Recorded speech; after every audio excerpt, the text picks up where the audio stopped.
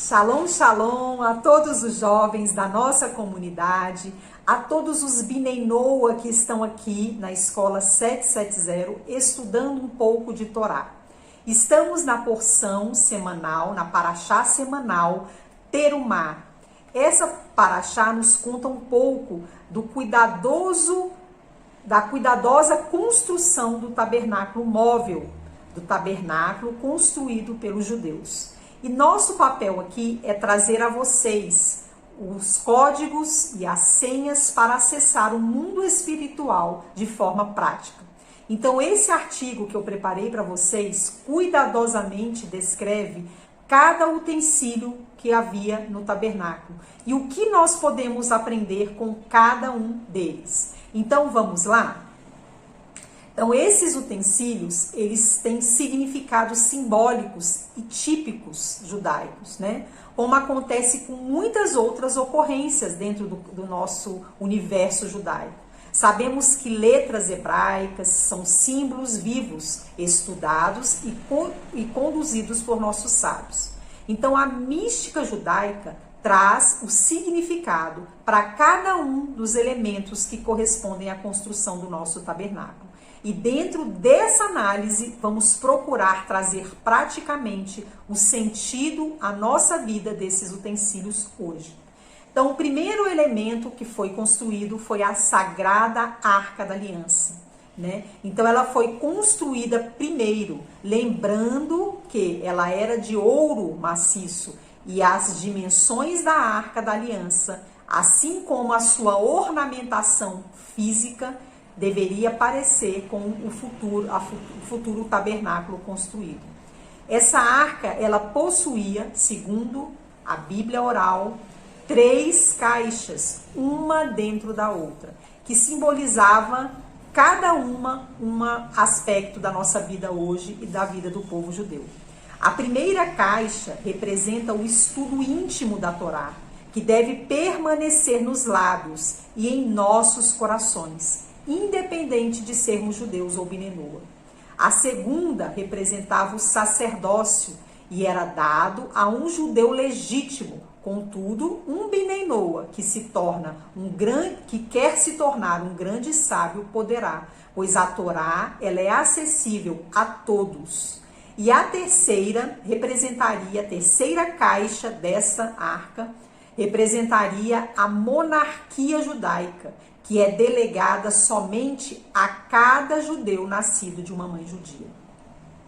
Então, a construção dessa Arca da Aliança era cheia de detalhes. Um deles ainda eram as alças, que não poderiam ser removidas, indicando assim, segundo os nossos sábios, o fato de que o judeu e a Torá devem permanecer atados por toda a vida.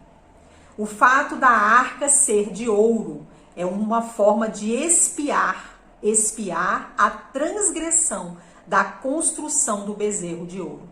Enfim, podemos concluir que essa arca também possuía anjos, querubins, que ficavam no topo, representando assim a proteção de Deus àqueles que estudam a Torá. Então, que possamos trazer isso praticamente à nossa vida. A arca representa a proteção de Deus. A arca representa um legado ao povo judeu, um legado sacerdotal, que possamos continuar caminhando com eles ombro a ombro. Vamos ao segundo elemento do nosso tabernáculo, a mesa. Aqui eu deixo para vocês um código muito precioso. A mesa, após construída dentro do tabernáculo, Deus ordenou, faça a mesa e deixe sempre 12 fornadas de pães sobre ela. E os pães novos eram colocados antes dos velhos pães serem retirados. Então, Hashem claramente nos mostra aqui que uma mesa física nunca pode estar vazia, pois a presença de suprimento vinda por Deus precisa de algo físico para ser multiplicado. Coloque pães em cima da sua mesa. Abençoe esses pães diariamente e fale de Torá nesta mesa.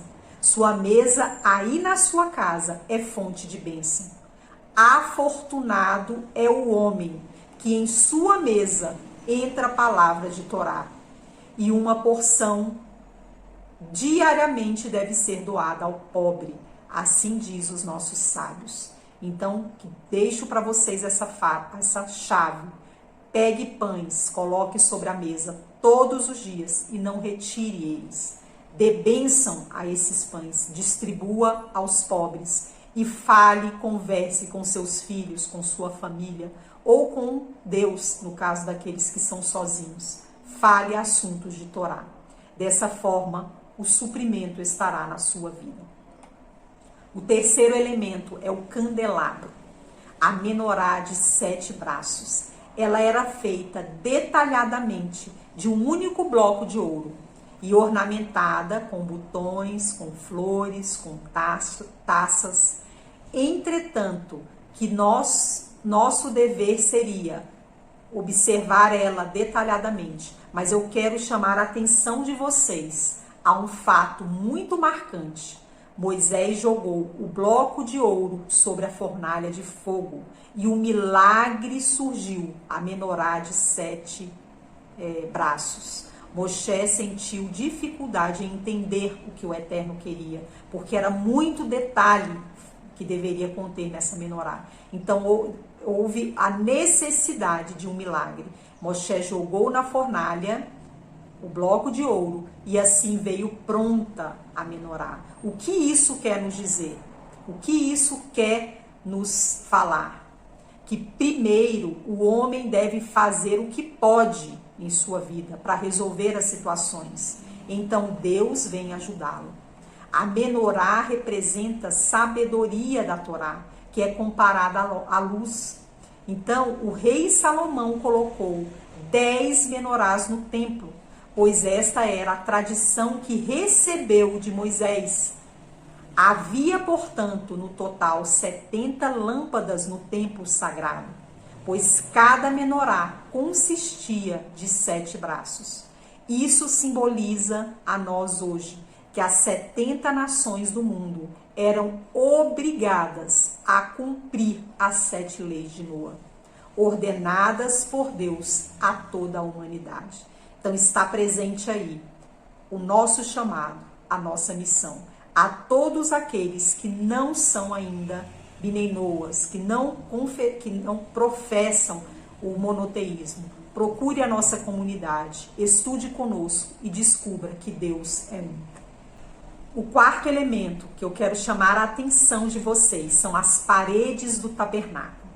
Atentaremos à posição das tábuas de madeira revestidas de ouro, assim dizem nossos sábios, ensinando que o fato de estarem como pilar e não como vigas simboliza o objetivo espiritual do homem, a unir-se aos reinos terrenos, aos celestiais, na sua natureza interior, com seus mais elevados potenciais e aspirações. O tabernáculo também possuía uma viga central que unia e suportava milagrosamente toda a estrutura do tabernáculo. O que isso nos diz? Que Machia está por chegar. O Machia, bendito seja, unirá todas as nações do mundo. Somente a partir da chegada do nosso Mestre é que poderemos viver numa era de paz. Até o momento, essa paz tão esperada não chegou ainda. Mas nós estamos ansiosos e que ele venha breve e em nossos dias.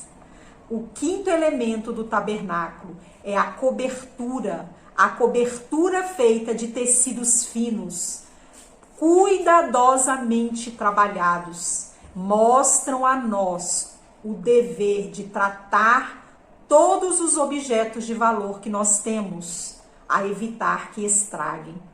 Nossa família, nossos filhos e tudo aquilo que nós consideramos dentro da escada de valores da nossa vida, nós precisamos cuidar. Aqueles tecidos finos, maravilhosos e brilhantes ornamentavam o tabernáculo. E eles precisavam ser cuidados ali, como cobertura. Então, que possamos evitar no nosso dia a dia o desgaste, que possamos evitar no nosso dia a dia a despreocupação com o filho, que possamos estar atentos à nossa família e aos valores estabelecidos para uma vida. O outro elemento que eu quero chamar a atenção, o sexto elemento, é o altar. O altar, ele era construído de madeira. E Moisés perguntou: Eterno, o fogo que queima sobre esse altar não irá desmanchar essa madeira que está aí?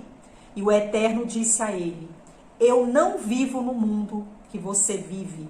Eu não penso como você pensa. O meu mundo, os meus pensamentos são elevados. O meu nível de mundo é outro. Então, essa madeira, esse fogo que estava ali não queimava a madeira do altar.